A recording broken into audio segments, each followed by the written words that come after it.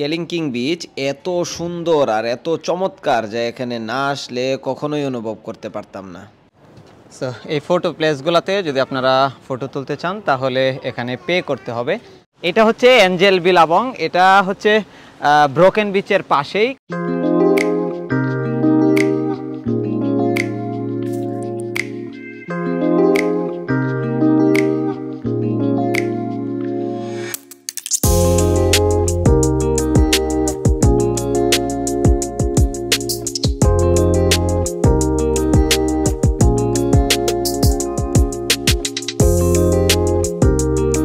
Good morning from বালি, Indonesia. আজকে আমাদের ইন্দোনেশিয়াতে চতুর্থ দিন। আমরা এখন আছি নুসা পেনিদা আইসল্যান্ডে। এই আইসল্যান্ডের মূলত বালির সবথেকে সুন্দর জায়গা আমরা আজকে ভিজিট করতে যাব। এটার নাম হচ্ছে কেলিংকিং বিচ। আপনারা বালি লিখে সার্চ করলে গুগল ম্যাপে আপনারা যে ফার্স্ট লুকে যে প্লেসটা দেখতে পাবেন সেটার নাম হচ্ছে কেলিংকিং বিচ। সো এই বিচটাই আমরা আজকে দেখতে যাব। এটা হচ্ছে আমাদের হোটেল থেকে সি ভিউ। সো চলুন আমরা এখন ব্রেকফাস্ট করব, তারপরে আমাদের যে গাড়ি হায়ার করা আছে ওই গাড়ি দিয়ে আমরা সারাদিন এই যে লোকাল স্পটগুলো আছে নুসা পেনিদাতে এগুলো এক্সপ্লোর করব। ফ্রুটস, অরেঞ্জ জুস, একটা কেক, সামান্য সস, বাটার, জেলি, একটা টোস্ট, পাউরুটি। এই হলো আজকের ব্রেকফাস্ট। আর সবচেয়ে মজার বিষয় হচ্ছে এই ভিউটা। এই ভিউয়ে বসে আপনি যাই খাবেন না কেন আপনার কাছে সব কিছুই খুবই চমৎকার মনে হবে। আর আমাদের হোটেলটা খুবই অসম্ভব সুন্দর। এই ব্রেকফাস্ট আমাদের রুমের সাথে ইনক্লুডেড ছিল, প্রাইস ছিল 1400 টাকা। আপনারা গতকালকে বা আগের ব্লগটি যারা দেখেছেন তারা অবশ্যই জানেন। যারা ব্লগটি দেখেননি অবশ্যই দেখে আসতে পারেন আমার ইউটিউব চ্যানেল থেকে, উপরে লিঙ্ক দেওয়া থাকবে। আর এই হোটেল সম্পর্কে সমস্ত ইনফরমেশন ভিডিও ডিসক্রিপশন। সকালের ব্রেকফাস্টে যদি এরকম বিশাল সাগর সামনে থাকে আর ইন্দোনেশিয়ার যে ট্রেডিশনাল কন্টিনেন্টাল ব্রেকফাস্ট সেটা থাকে তাহলে তো আসলে ট্যুরটা আরও বেশি জমে যায়। এত সুন্দর বিশাল সাগর প্লাস এত সুন্দর একটা প্লেসে বসে সকালের নাস্তা।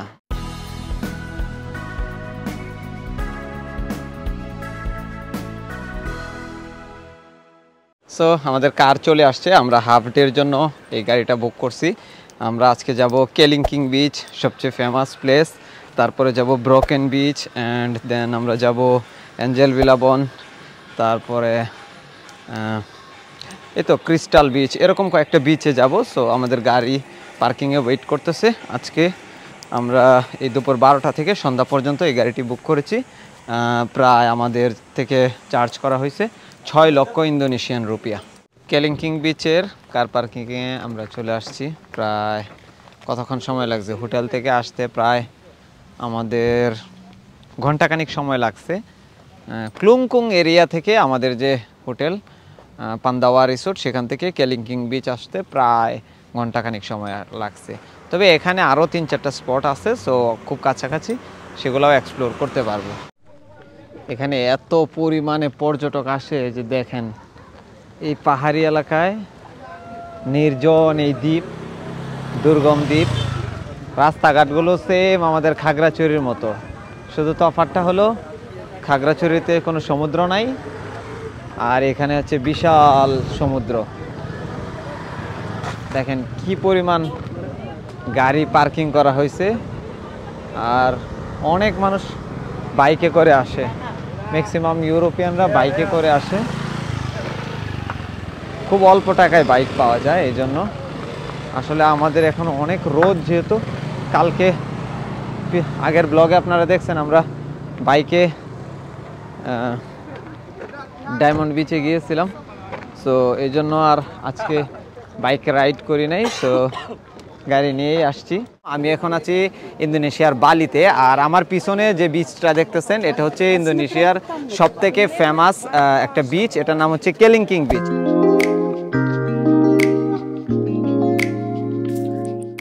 এখন প্রায় দুপুর 12টা। আমাদের এখানে আসার কথা ছিল একদম সকালবেলায়, তাহলে এখানে একদম খালি থাকে, সো সুন্দরভাবে ছবি উঠানো যায়। বাট এখন এত ভিড় যে মানুষ গাছের ডালে দাঁড়িয়ে ছবি উঠাইতেছে, এই হচ্ছে এখানকার অবস্থা, প্রচণ্ড ভিড়। এখানে অনেক বানর, একদম বিচের পাশেই এই বানরগুলো এখানে বসে আছে। সো অনেক বানর, এদিকে সাবধানে থাকবেন, দূরে ওরা হচ্ছে খামচি টামচি দিয়ে দিতে পারে এমনিতেই। আমাকে যখন আমি মালয়েশিয়া ট্যুরে গেছিলাম তখন আমার খামচি দিয়ে দিছিল। সো বানর থেকে সাবধান। কেলিংকিং বিচে আমরা নামতেছি।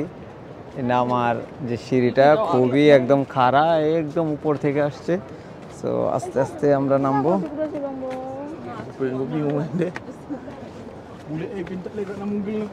তো দেখি কি অবস্থা হয়, অনেক কষ্টকর, তারপরেও আসছি।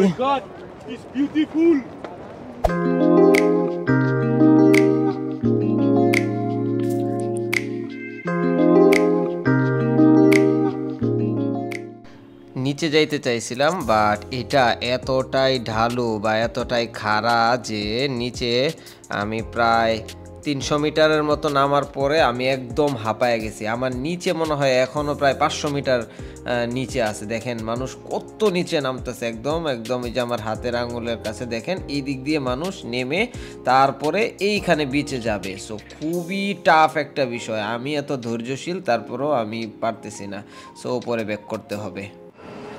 কেলিংকিং বিচে যাদের হার্টের সমস্যা আছে বা যারা হাঁপানি সমস্যা আছে তারা কখনোই কেলিংকিং বিচের নিচে নামতে চাইবেন না, কারণ এটা এতটা খাড়া বা এতটা নিচে নামছে পাহাড়ের উপর থেকে যে আপনার শ্বাসকষ্টের সমস্যা হইতে পারে, অথবা যাদের হার্ট দুর্বল তাদের সমস্যা হইতে পারে, ভয় পাইতে পারেন।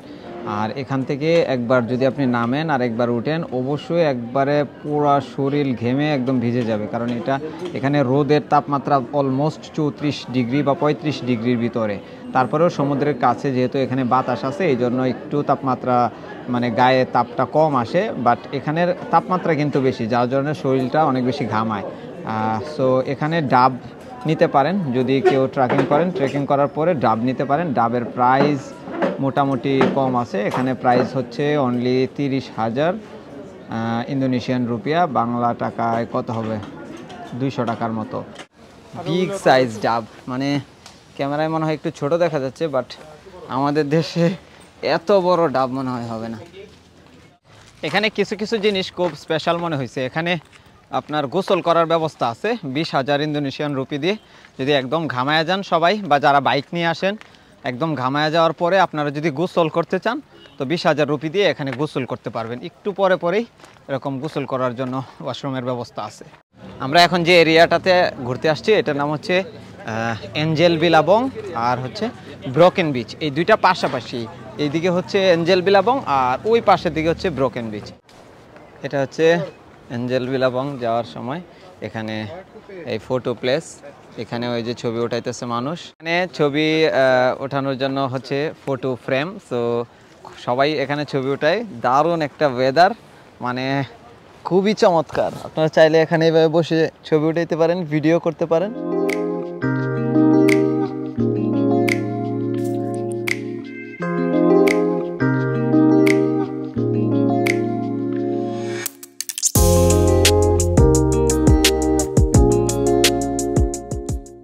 সো এই ফটো প্লেসগুলোতে যদি আপনারা ফটো তুলতে চান তাহলে এখানে পে করতে হবে 5,000 করে জন প্রতি। তো হ্যালো, 5,000 করে আমরা 4 জনের জন্য, হাই, আমরা 4 জনের জন্য পে করলাম 20,000, মানে আমরা 5,000 করে 4 জন 20,000, 50,000 টাকা নোট দিছি, 20,000 রিটার্ন করছে। এখানে আমরা ড্রোন ফুটেজ নিচ্ছি। সো এখানে বালিতে ড্রোন ফ্লাই করা যায়, কোনো ধরনের রেস্ট্রিকশন নাই।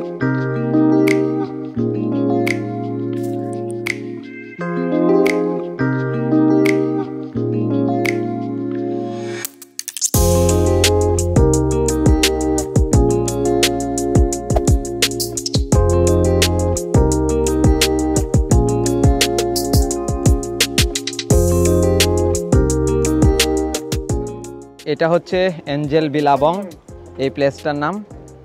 শুধু পাহাড় আর পাহাড়, অনেক শক্ত শক্ত পাথর, পাথরের পাহাড়, এটাকে বলা হয় এঞ্জেল বিলাবং। ছোট্ট একটা প্লেস, এখানে সবাই ছবি তুলতেছে। পাহাড়, একদম পাথরের পাহাড়, খুবই শক্ত।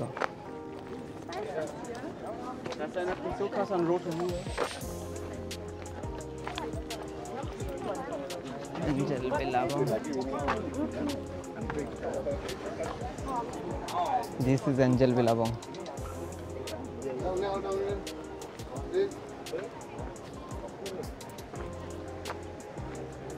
পাথরের পাহাড়, খুবই রিস্কি।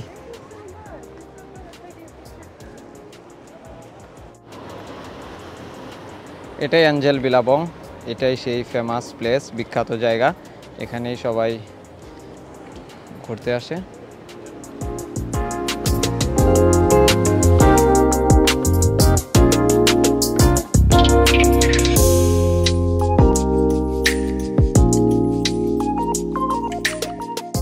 এটা হচ্ছে এঞ্জেল বিলাবং, এটা হচ্ছে ব্রোকেন বিচের পাশেই। খুবই চমৎকার একটা জায়গা। এই জায়গাটাতে দেখেন জাস্ট পাথরের মানে পাহাড়, এটা মানে মাটির পাহাড় না, মানে এত শক্ত পাহাড়, একদম কনক্রিটের। খুবই চমৎকার এই এরিয়াটা। পিছনের ভিউটা তো জাস্ট অসাধারণ। যারা এখানে আসবেন অবশ্যই সকাল টাইমে অথবা বিকাল টাইমে আসার চেষ্টা করবেন। আমরা বিকাল টাইমে আসছি, এখন রোডটাও একদম কম, একদম খুব সুন্দর করেও ছবি তোলা যাচ্ছে। সো চলো নেক্সট ডেস্টিনেশনে যাই। সো আমার সাথে আছে কাডেক। হ্যালো। হ্যালো।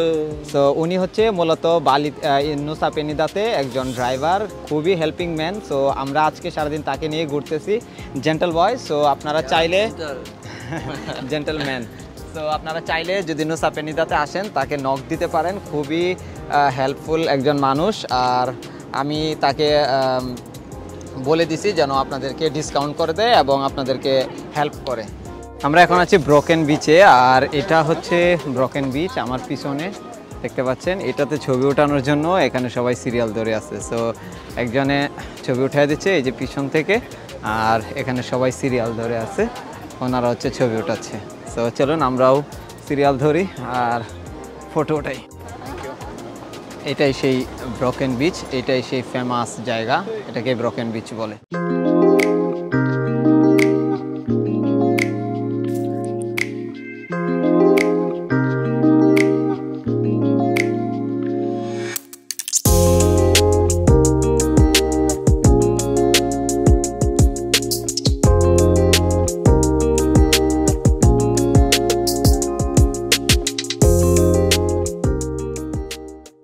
এটা হচ্ছে ব্রোকেন বিচ। এটার যে মানে একটা পাহাড় থেকে অন্য পাহাড়ে যাওয়ার সময় যে সাগর মাঝখানে কিছুটা জায়গা ভেঙে গেছে, আর এটা পুরাটাই হচ্ছে পাথরের একটা পাহাড়। আর ওই দিকটা থেকে সাগরের যে ঢেউগুলো এখানে ভিতরে আশ্রয় পড়তেছে, আর এটাতে ছবি ওঠানোর জন্যই সবাই এখানে সিরিয়াল ধরতেছে। বা বিভিন্ন কান্ট্রি থেকে, বিভিন্ন দেশ থেকে মানুষ এখানে প্রচুর পরিমাণে মানুষ আসতেছে শুধুমাত্র এই ব্রোকেন বিচ দেখার জন্য। খুবই ফেমাস একটা জায়গা বালির নুসা পেনিদাতে। আর এই জায়গাগুলো হচ্ছে মোস্ট ডিমান্ডিং প্লেস, যেখানে বিভিন্ন কান্ট্রি থেকে মানুষ ঘুরতে আসে।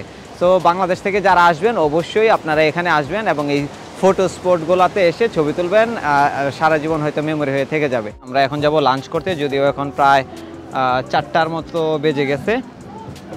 সবাই এখানে খুব পোস্টোজ নিয়ে ছবি ওঠায় জাস্ট হচ্ছে এখানে। সো আমরা ব্রোকেন বিচ থেকে সোজাসুজি চলে যাব লাঞ্চ করব। লাঞ্চ করে দেন আমরা যাব ক্রিস্টাল বিচে। ক্রিস্টাল বিচটাও খুবই চমৎকার এবং ফেমাস একটা প্লেস। সো চলুন যাই। আমরা এখানে আসছি লাঞ্চ করার জন্য। আমাদের কার বালির বা ইন্দোনেশিয়ার যে বিষয়টা সেটা হচ্ছে টোটালি আমাদের বান্দরবন খাগড়াছড়ির মতো, শুধু তফাৎটা হচ্ছে চতুর্পাশে সমুদ্র। আর প্রত্যেকটা হোটেল, রেস্টুরেন্ট বা রিসোর্ট এত চমৎকার করে পাহাড়ের মধ্যে তৈরি করা, জাস্ট অসাধারণ।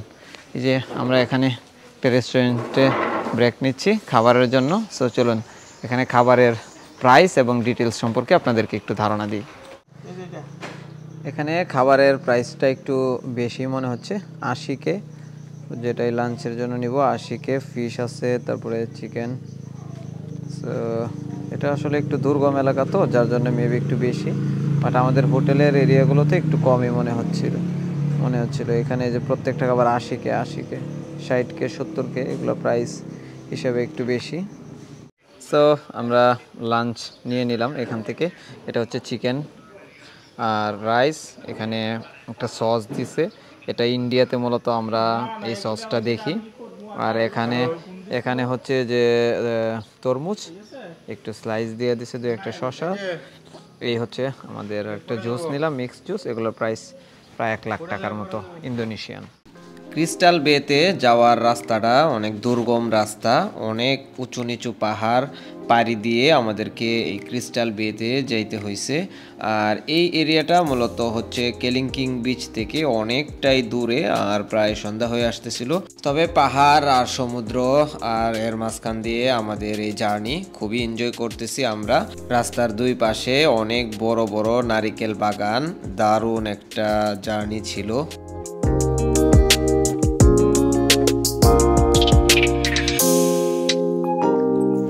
এটাই হলো ক্রিস্টাল বে।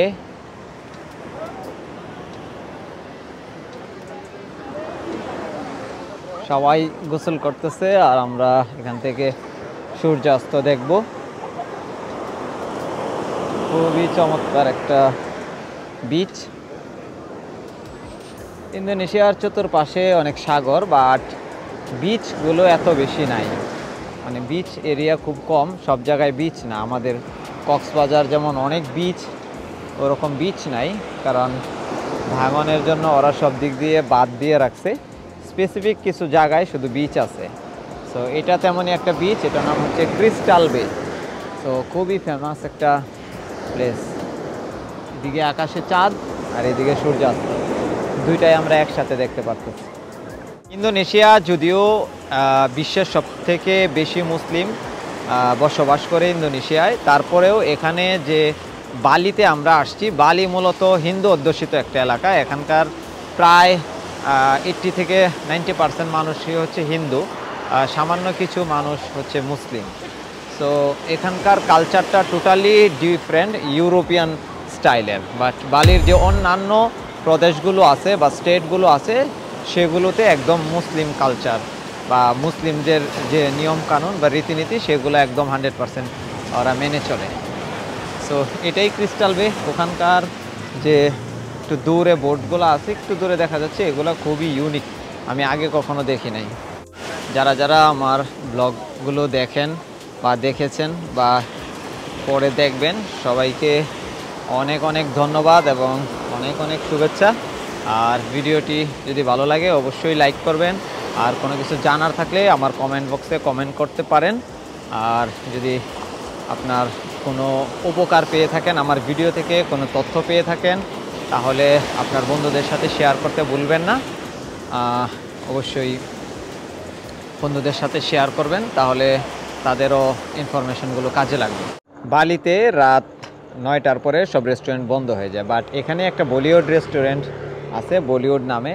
সো ইন্ডিয়ান রেস্টুরেন্ট, এটা মূলত অনেক রাত পর্যন্তই ওপেন থাকে। সো আজকে আমাদের যে হোটেলের রেস্টুরেন্ট, সেটা 9টা বাজে বন্ধ হয়ে গেছে, যার জন্যে আমরা এখানে আসছি খাওয়ার জন্য। সো চলুন দেখা যাক কী কী আমরা খাইতে পারি।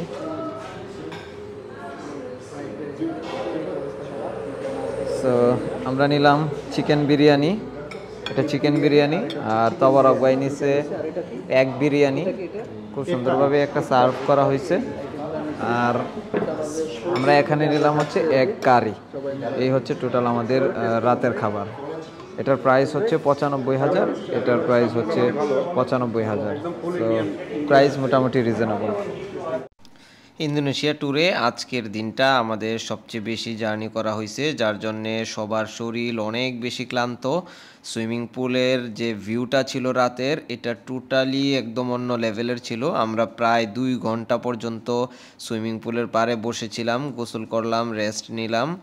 এই অভিজ্ঞতাটা সারা জীবন আমাদের হয়তো মেমোরি হয়ে থেকে যাবে এই বালি ট্যুরের। সবাই ভালো থাকবেন, দেখা হবে পরবর্তী এপিসোডে।